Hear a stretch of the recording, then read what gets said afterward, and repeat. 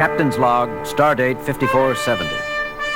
The Enterprise is on routine patrol on the outer fringes of Federation territory, facing the intergalactic Gulf. We are preparing to terminate the patrol. Nothing unusual has been encountered. Log concluded. Captain? What is it, Mr. Sulu? I'm picking up all kinds of powerful radiation at extreme detector range. What kind of radiations, Lieutenant? I don't know, sir. Some of it's identifiable, and the rest resembles nothing I've ever seen before in my readouts. Check them yourself. Lieutenant Sulu is quite correct, Captain. The concentration of violent energies is extraordinarily intense. It resembles no natural phenomenon. Heading, Mr. Sulu? 308, 6 degrees, 000. Range? Range, Mr. Sulu. Closing, Captain, but the disturbances are so violent, I can't say for certain. 2 centers, possibly more, are involved. Very well. Change course to intercept. Lieutenant Uhura, sound yellow alert. Aye, Captain. Bridge to engineering. Engineering, Scott here, Captain. Scotty, we're heading for a violent energy disturbance of as yet unidentified origins. We may have to do some jumping about. Stand by. Ready back here, sir. Good. Bridge out. Range is still considerable, sir. Full power on the long-range sensors, Mr. Sulu. Wide screen if possible. Working on it, sir. We're getting something. What the? Most remarkable. What is it? I've never seen a ship like that before. Or of that size. What have you got, Mr. Spock? There are 2 ships, Captain. They are apparently engaged in combat with one another, employing numerous weapons I cannot begin to describe. The forces involved? Each ship is putting out more destructive energy than 100 ships the class of the Enterprise. Yet both ships, while badly scarred, appeared to be intact.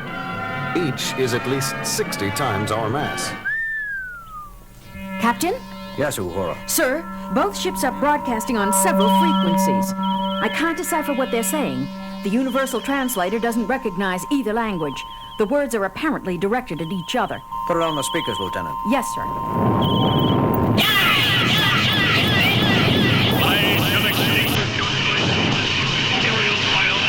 Lower the volume. Keep it on the speakers, Lieutenant. Mr. Spock, how are you coming with identification? Nothing in records yet, Captain. Still processing. Intruder, identify thyself. All right, give me a reply frequency. Ready, Captain. This is Captain James T. Kirk of the USS Enterprise. Who are you? Where do you come from? What dost thou represent? The United Federation of Planets and its allied peoples. I repeat, who are you? I am the Red Worm, 333rd Super Dreadnought of my class, built by the unified Dre peoples. There is nothing in my computer banks of a United Federation. Therefore, I must assume you are unneutral. For God's sake, Jim, confirm that we are neutral. It has been assumed, Doctor. Didn't you hear? Yes, but I don't want that thing to forget it. That's the biggest warship I ever saw. Except for the one it's fighting, of course. One ship! One ship! Identify yourself immediately! Uhura, did we just do that? This is a different frequency, Captain. The call is coming from the other ship. This is James Kirk, commanding the USS Enterprise, United Federation of Planets. We are... neutral. Impossible! I, renderer of the Next Empire, have declared that all who are not allied with me are friends of the unmentionable Dre peoples! Sorry, but we really are neutral. We have nothing to do with either the Dre peoples, as you call them, or the Next Empire. Spock, what have you got on those 2 stellar civilizations? I've never heard of either of them. Working on it, Captain. You must listen to me, or if you... I call on you to surrender your... Signals have faded out, Captain. They appear to have forgotten us already. They're fully occupied trying to destroy each other. And I have information on both groups. What is it, Spock? Where are they? They are no longer anywhere, Captain. According to mythological records, both races have been extinct in our galaxy for over 150,000 years. And know thou that I shall fight for another 150,000 or 150 million until the last remaining vestige of the blasphemous Nax are eliminated from existence. Where are your officers? Who am I speaking to? Which member of the crew? Crew! Officers! We of the Nax carry on for our builders and masters! No less we of the Dre, infidel.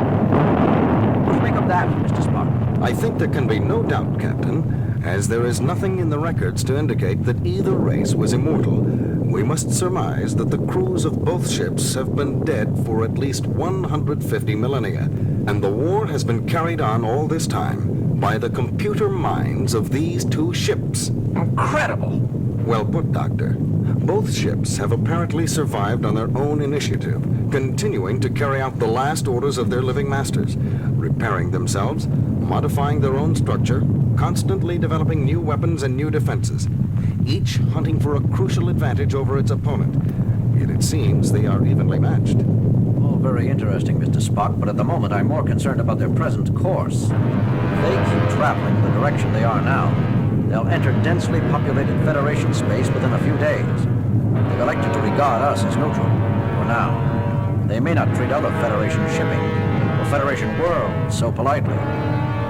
Uhura, give me dual broadcast frequency for both vessels. Ready, sir. Enterprise to combatants. Enterprise calling combatants. Listen, you two. You can reduce each other to Masons if you want, but can't you do it somewhere else? You are headed... A challenge! You would dispute my position? No, forget what I said. Spock, what are we going to do? These two are so involved with each other, they've lost the ability to trust anyone else. But we have to turn them somehow. Maybe if we could discover the reason behind the fighting, we could mediate for them, Jim. Didn't you hear the insults they threw at each other, Bones? After 150,000 years, Doctor, I doubt that either ship recalls what the war was originally fought over. That's usually the case with most wars which last more than a few months. Still, we have to do something. Jim, how about taking sides, joining up to help one ship defeat the other? Too risky, Bones. We know nothing of either the Dre peoples or the Nax Empire. I can't opt for one side blind. Besides, I doubt that the Enterprise would make one bit of difference for either side, considering the kind of energy weapons they're using. I doubt that our phasers and photon torpedoes could so much as irritate either vessel. And it could get the Enterprise blown clear to the Magellanic Clouds. Just the Enterprise, maybe. But suppose we convince them we can call on several thousand ships the size of the Enterprise. A thought, Doctor. Except that we cannot call on several thousand ships. We cannot even call immediately on 3 or 4. True, Spock. But they don't know that. It's worth a try, Bones. Uhura, sound red alert. To the red worm of the Dre peoples.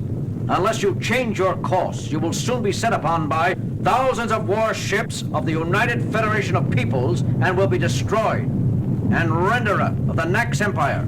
Unless you break off and disengage from this sector, 10,000 cruisers of the UFP will appear to volatilize the last remnant of your empire. Sacrilegious interloper! Enemy of its Imperial Majesty, I have been deceived! Captain, both ships are changing course. Mr. Sulu, emergency overdrive, warp 8. That was close, Captain. They both fired at our former position. With their minor batteries, I might add. However, they regard the threat seriously, it seems. Both vessels are currently in pursuit. Sulu? They're not closing, Captain. They're still too busy fighting each other, but we're not pulling away from them either. Good. I don't want to lose them. Yet. Kirk here. Go ahead, Mr. Scott. Captain, how long are we going to run at warp 8? We've got full deflector shields up too. We cannot maintain this kind of shielding and this speed for too long. I know, Scotty. Hang together down there a while longer yet. We'll do what we can, Captain. Scott out. Well, Bones, we got them to change their course. We're headed away from Federation-inhabited worlds now. That still leaves the problem of convincing them to leave us alone. Well, I don't know what to suggest, Jim. I didn't get that far. Great. Mr. Spock? I don't know what to suggest either, Captain. At this point, the crucial issue appears to be whether or not... A trick! I see through you now. There is no such thing as a united federation of planets. It was a low ploy of you, blasphemer, to attempt to fool me into assuming a weaker tactical position. You are quick, evil monster!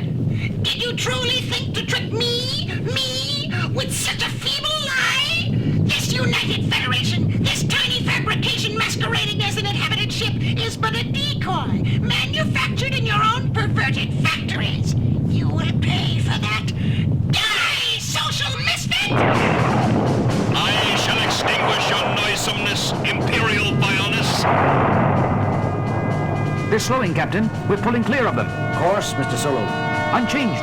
They're still headed full speed away from Federation space. Well, what do you think of that? Did you hear, Jim? They've decided that the Enterprise is a trick.